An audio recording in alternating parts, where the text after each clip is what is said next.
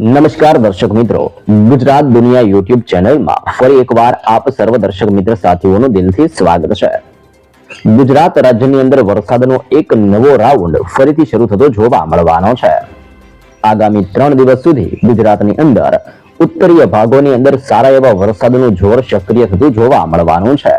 જી હા દર્શક મિત્રો, નવી દિલ્હીના ક્ષેત્રમાં ગ્વાલિયરના વિસ્તારોની અંદર એક નવી વેસ્ટર્ન ડિસ્ટર્બન્સ વાળી સિસ્ટમ સક્રિય બની છે અને આ સિસ્ટમ ધીમે ધીમે ઉત્તર ભારતના વિસ્તારથી લઈને હવે પછી ગુજરાતના વિસ્તારો તરફ આગળ વધતી જોવા મળી રહી છે.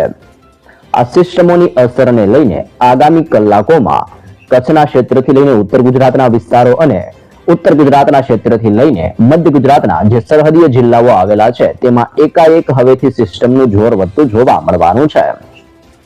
સાથે સાથે બંગાળની ખાડીના દરિયાની અંદર પણ હાલ અત્યારે હવાનું એક હળવું દબાણ સક્રિય થયું છે.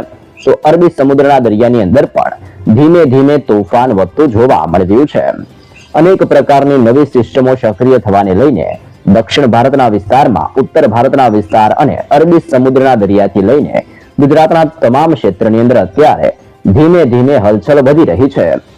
આ તમામ સિસ્ટમોની અસરને લઈને ગુજરાતની અંદર આજે અને આગામી 2 થી 3 દિવસ સુધી કયા કયા વિસ્તારોમાં કેવા વરસાદનું સંકટ તોળાઈ રહ્યું છે, જેની આપણે નકશાઓ ઉપરથી સંપૂર્ણ વિગતો મેળવવાના છીએ. જી હા દર્શક મિત્રો, તમે જોઈ શકો છો હવે પછીની કલાકની અંદર ગુજરાતમાં ઓચિંતાનું જોર વધતું હોય તેમ ગુજરાત રાજ્યનો નકશો જાહેર કરીને સવિસ્તૃત માહિતીઓ દર્શાવવામાં આવી છે. જેમાં સૌથી પહેલા ગુજરાતની અંદર ઉત્તર ગુજરાતના વિસ્તારમાં વરસાદનું જોર સક્રિય થતું હોય તેમ વાવથરાદનો જિલ્લો, બનાસકાંઠાનો જિલ્લો, સાબરકાંઠાનો વિસ્તાર, પાટણના ક્ષેત્રમાં, મહેસાણા અને ગાંધીનગર, આમ ઉત્તર ગુજરાતના આ તમામ ક્ષેત્રની અંદર આજે મોડી સાંજ સુધીની અંદર ફરી એકવાર વરસાદીય માહોલ સક્રિય થાય તેવી નવી આગાહી કરવામાં આવી છે. તે ઉપરાંત ગુજરાતની અંદર મધ્ય ગુજરાતના ક્ષેત્ર જેમાં અરવલ્લી, મહીસાગર, દાહોદનો ક્ષેત્ર છે અને પંચમહાલના વિસ્તારો છે તેમાં પણ આજ રોજ વરસાદનું દબાણ વધવાની મોટી શક્યતાઓ જાહેર કરવામાં આવી છે. દક્ષિણ ગુજરાતના વિસ્તારોની અંદર હળવાથી મધ્યમ વરસાદ વરસે તેવી ખાસ આગાહીઓ દર્શાવવામાં આવી છે. ભરૂચનો જિલ્લો, સુરતનો વિસ્તાર, નવસારીના ક્ષેત્રમાં, વલસાડના ક્ષેત્રથી ડાંગ, તાપી, નર્મદાના વિસ્તારોની અંદર આગામી 5 થી 6 કલાકની અંદર ધીમે ધીમે પલટાવ સાથે વાદળછવાયું વાતાવરણ જોવા મળવાનું છે.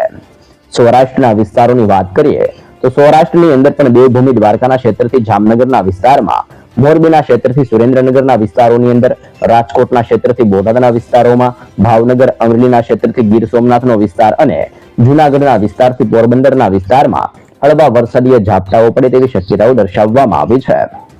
મધ્ય ગુજરાતના બાકીના વિસ્તારો જેમાં અહેમદાબાદનો જિલ્લો, આણંદના વિસ્તારમાં, ખેડાના વિસ્તારથી લઈને વડોદરા અને છોટાઉદેપુરના વિસ્તારોની અંદર પણ વરસાદીય ઝાપટાઓ વરસે તેવી શક્યતાઓ દર્શાવવામાં આવી છે અને કચ્છના તમામ વિસ્તારોની અંદર ધીમાથી હળવો વરસાદ વરસે તેવી નગર અને તાજી આગાહી હવે પછી ગુજરાત માટે દર્શાવવામાં આવી રહી છે.